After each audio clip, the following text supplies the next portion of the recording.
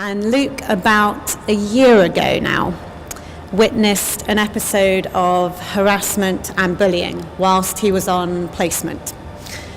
And this basically sparked off a series of questions for him. And he realised this was a concern and this wasn't right.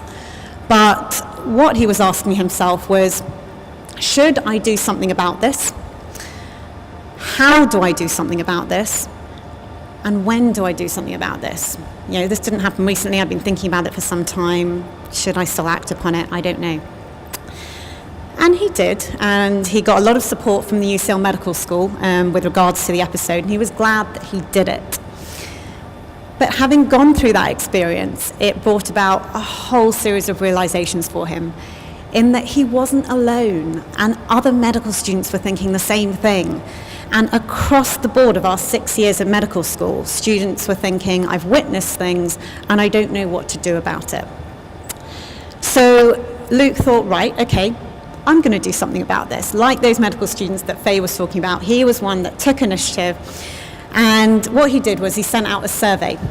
And he wanted to tackle students across the 6 years. So he sent a survey to the preclinical years and the clinical years. So for those of us who aren't medics, the way UCL Medical School works is we've got predominantly 2 preclinical years with a bit of clinical integrated into it.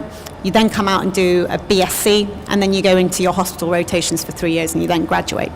So he wanted to tackle all these people. So he sent a survey out to preclinical as well as clinical students and collated the data. And he then looked for ethical approval, got ethical approval, which, by the way, is a huge form, so a huge achievement for him. And he set about running 4 sets of focus groups. And the focus groups were mixed. They included people from years 1 through to 6. And the idea was for them to discuss any issues that they come across and what they thought about doing about it, what they had done about it, in confidence, in confidentiality.